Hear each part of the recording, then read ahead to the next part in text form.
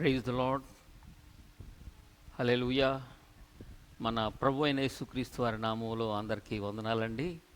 ఈ ఉదయకాలపు ప్రత్యేకమైనటువంటి శుభాలు నా ప్రియ సహోదరి సహోదరులందరికీ తెలియజేస్తున్నాను. చిన్న ప్రార్థనతో ఈ యొక్క ఉదయకాలపు ధ్యానాన్ని మనం ప్రారంభించుకుందాం. పరిశుద్ధుడైన ప్రభువా, ప్రేమ కలిగిన తండ్రి, వందనాలు, స్తోత్రాలు. ఈ ఉదయకాల సమయంలో మీ సన్నిధిలో మేమంతా చేరి నీ పరిశుద్ధ నామాన్ని స్తుతించడానికి మాకు ఇచ్చిన ఈ సమయాన్ని బట్టి వందనాలు. ఈ సమయాన్ని దీవించండి, ఆశీర్వదించి నీ సన్నిధి కాంతి మెండుగా మాపై ప్రకాశింపచేసి మహిమ పొందమని యేసు నామములో ప్రార్థిస్తున్నాం తండ్రి. ఆమేన్, ఆమేన్. Praise the Lord. హల్లెలూయా. నా ప్రియ సహోదరి సహోదరులారా, ఈ ఉదయకాల సమయంలో వాక్య సందేశంలోకి వెళ్ళే ముందు ఒక చిన్న చరణం పాడదాం. యెహోవాయే నా కాపరిగా, నాకు లేమి కొదువగును, నాకు లేమి కొదువగును.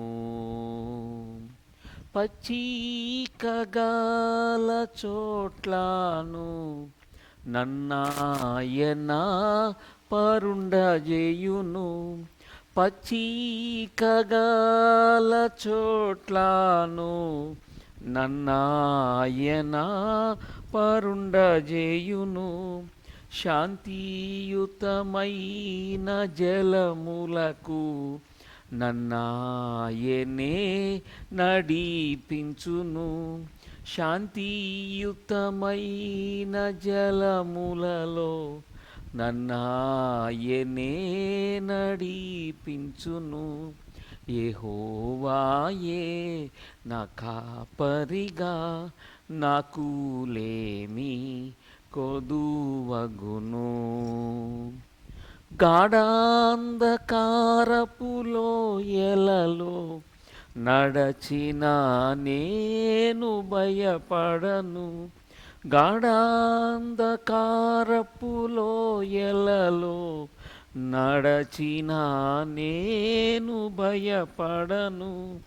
నీ దుడ్డు కర్రాయు నీ దండమును నా తోడయుండి నడిపించును. నీ దుడ్డు కర్రయు నీ దండమును నన్నాయనే నడిపించును. యెహోవాయే నా కాపరిగా, నాకు లేమి కొదువగును, నాకు లేమి కొదువగును. Praise the Lord. హల్లెలూయా.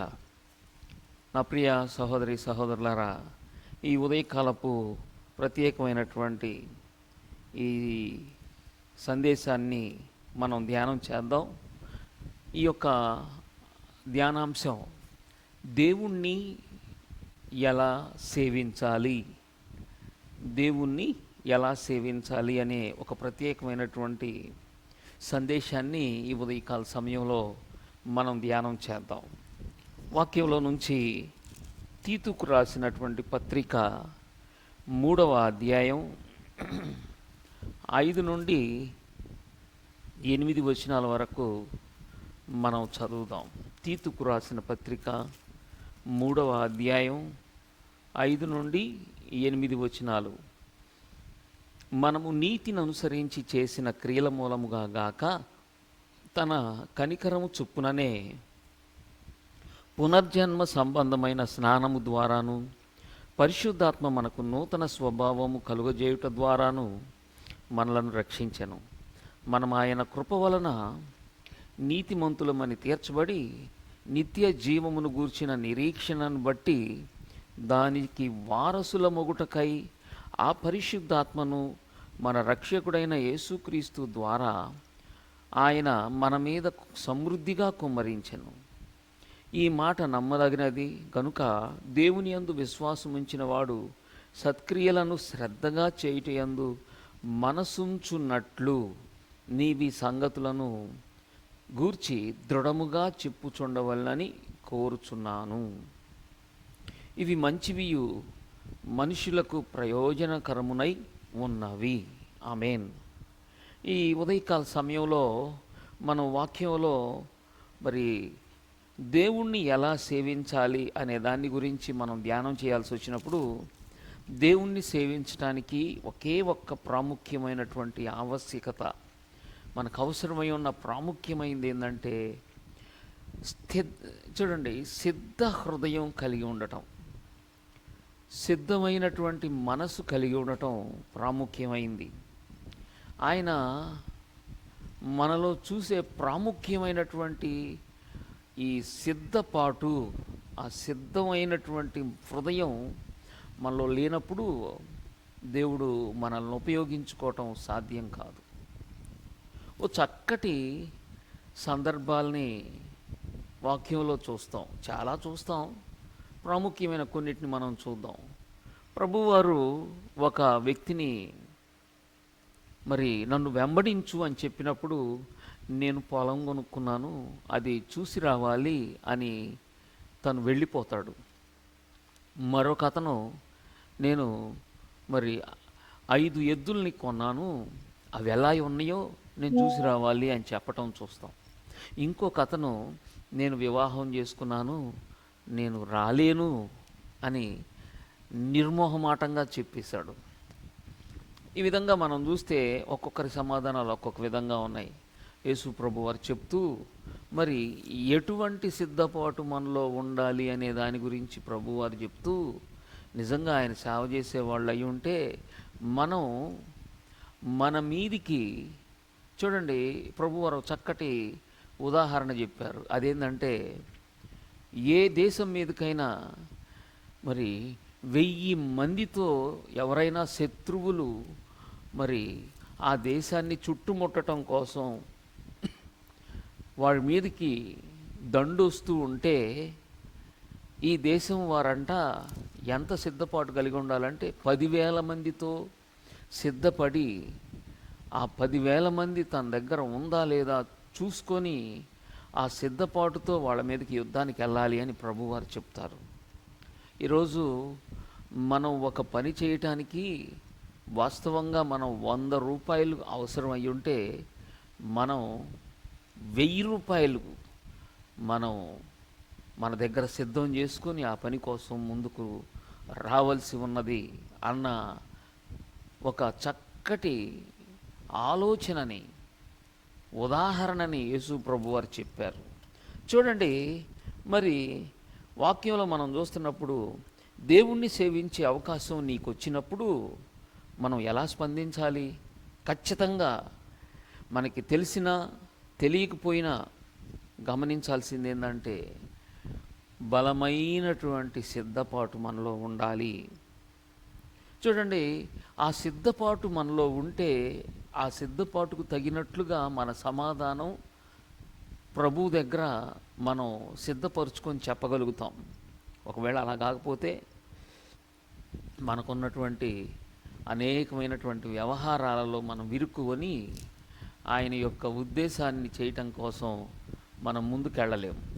చూడండి, మనం గమనిస్తున్నాం, మన జీవితంలో ఆయన్ని సేవించాల్సి వచ్చినప్పుడు ఏదైనా ఎవరైనా మనకు అడ్డుగా వచ్చినట్టయితే ఖచ్చితంగా అది మనకు ఒక విగ్రహం అయి ఉంది. ఆ విగ్రహం వలన మనం దేవుణ్ణి సేవించే ఆ శ్రేష్టమైన అనుభవంలోకి మనం ముందుకు రాలేకపోతున్నాం. అందుకే మనం సమయంతో ముడిపెట్టుకోకూడదు, స్థలంతో సంబంధం లేదు, వ్యక్తులతో సంబంధం లేదు. ఎప్పుడైనా ఎక్కడైనా ఏ విధంగానైనా ఎటువంటి పనైనా సేవ చేయాల్సి వస్తే ఆయన నిమిత్తం మనం సేవ చేయటానికి ముందడుగు వేయాల్సిన వాళ్ళంగా ఉంటున్నాం. యేసు ప్రభువారు అదే ఆయన శిష్యులకి చెప్పటం మనం గమనిస్తాం. కాబట్టి ఎన్నడూ కూడా మనం ఆయన్ని సేవించటానికి నిరాకరించటమైనా, ఆలోచించటమైనా, వెనకంజి వేయటమైనా ఎంత మాత్రం చేయకూడదు. చూడండి, మనం గమనించినట్లయితే సాధారణంగా మనం ఆయన్ని సేవించటానికి కొన్ని ఆటంకాలు మన ముందున్నాయి. వాటిల్లో మన సొంత కోరికలు, ఈ సొంత కోరికలు ప్రభువుని సేవించడానికి బహు అడ్డంగా ఉంటాయి. ఏ కోరికలైనా కావచ్చు. ఏమండి, ఒక్కొక్కళ్ళకి ఒక్కొక్క విధంగా ఉండవచ్చు. అయితే మనం మన జీవితంలో చూడండి, మనం ఆయన్ని సేవించడానికి ఏది అడ్డు రాకూడదు. ఒక నిర్దిష్టమైన ప్రణాళికను మనం సంసిద్ధపరుచుకొని, నిర్దిష్టమైనటువంటి ఆలోచనతో దేవుని చిత్తానుసారంగా సేవ చేయటానికి మనల్ని మనం సమర్పించుకోవాలి. చూడండి, దానికోసం దేవుడు మనల్ని నడిపిస్తారు. నువ్వు సిద్ధపడి ఉన్నట్లయితే ఆయన నీ కోసం కావలసిన ప్రతిదాన్ని మనకి ఆయన సమకూరుస్తూ ఉన్నారు.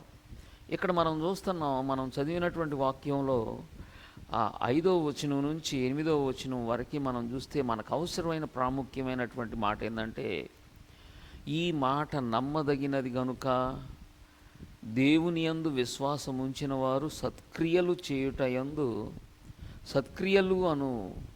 సత్క్రియలను శ్రద్ధగా చేయుట యందు మనసుంచున్నట్లు నీవి సంగతులను గూర్చి దృఢముగా చెప్పుచుండవలని కోరుచున్నాను. ఏమండి, మనం ఆయన యందు విశ్వాసం ఉంచితే మనం చెయ్యవలసినటువంటి పనులను శ్రద్ధగా చేయుట యందు మనసుంచాలి. ఒకవేళ మనం ఈ శ్రద్ధ లేకపోతే మనం దేని మీద ఉంచామన్నది స్పష్టం. అందుకే మనం దేని మీద శ్రద్ధ పెడితే దాని గురించి ఆలోచిస్తాం, దాన్ని చేయటం కోసమే పరుగులు తీస్తాం. ఈ పట్టుదల శ్రద్ధ లేని వాళ్ళు సేవ చేయలేరు. అందుకే మనం ఆయన పిలిచినప్పుడు ఆయన పిలిచిన పిలుపుకు తగినట్లుగా ముందుకు అడుగులు వేయవలసిన వాళ్ళంగా ఉంటున్నాం. చూడండి, మనల్ని వెనక్కు నెట్టేదేంటి ఆలోచించండి. ఒక మంచి మాట ఫిలిప్పీలోకి రాసిన పత్రిక 4వ అధ్యాయం, ఫిలిప్పీలోకి రాసిన పత్రిక 4వ అధ్యాయం 13వ వచనాన్ని ఒకసారి చదువుదాం. 4:13. అక్కడ చూస్తే, నన్ను బలపరుచు వానిని బట్టియే నేను సమస్తమును చేయగలను. చూడండి, మనల్ని ఏది బలపరిస్తే దానికోసమే మనం సాగిపోతాం. బలవంతంగా ఎవ్వరు ఎక్కడికి రాలేరు. దేవుడు మనల్ని బలపరుస్తారు. బలపరిచినా కానీ ఆయన బలాన్ని పొంది ముందడుగు వెయ్యలేని వాళ్ళు ఉంటారు. దేవుని వాక్యం మన ముందుంది. దేవుని సేవకులు మనల్ని ప్రోత్సాహపరుస్తారు. దేవుడు మనల్ని పిలుస్తున్నాడు, అనేక విధాలుగా మాట్లాడుతున్నాడు. అయినా కానీ సోమరితనం, నిర్లక్ష్యం, లెక్కలేనితనం, ఏమండి, లోకం మీద ఉన్నటువంటి తెలియని సంతోషం, ఒక విధమైనటువంటి అభిరుచి దాని మీద పెట్టుకొని ప్రభువు యొక్క సేవ మీద శ్రద్ధ లేని వాళ్ళు వెనుకంజ వేస్తూ సాగిపోతూ ఉంటారు. మనం గమనించినట్లయితే నిన్ను బలపరుస్తున్న దేవుని కంటే ఏదో నిన్ను బలపరుస్తూ ఉన్నందువల్ల బలపరిచే దేవుని యొక్క ఉద్దేశాన్ని చేయటానికి అడుగు వేయలేకపోతున్నాం. మనం ఎలా చేయాలి? ఆయన మనల్ని బలపరుస్తారు. నువ్వు ఇది చెయ్యి, దానికి మనం అడుగులు వేయలేము. ఇలా ఉండు, మనం అడుగులు వేయలేకపోయాం. సరే, ఇది వినలేకపోయాం. ఇవన్నీ కూడా సేవ చేయలేని వాని లక్షణాలు. ఏదో ఒక సాకులు చెప్తూ సమయాన్ని గడిపేవాళ్ళు ప్రభువు యొక్క ఉద్దేశాన్ని వాళ్ళు జరిగించలేని వాళ్ళుగా ఉంటున్నారన్న విషయాన్ని స్పష్టంగా మనం గమనించాలి, స్పష్టంగా గ్రహించాలి. ఏది అడ్డు లేకుండా మనం ఆయన్ని సేవించడానికి ముందు అడుగు వేయాలి. ఏమండి, మనం గమనించినట్లయితే ఆయన్ని సేవించడానికి మనకు కావలసిన ప్రాముఖ్యమైనది ఆయన మాట వినటమే. ఈ ఉదయకాల సమయంలో నువ్వు దేవుని మాటని ఎలా వినగలుగుతున్నావు? ఒకసారి మనల్ని మనం పరిశీలించుకుందాం. అటువంటి కృపలో మనం నడుచుకోగలిగినట్లు ప్రభు మనకు సహాయం చేయను గాక. ఆమేన్.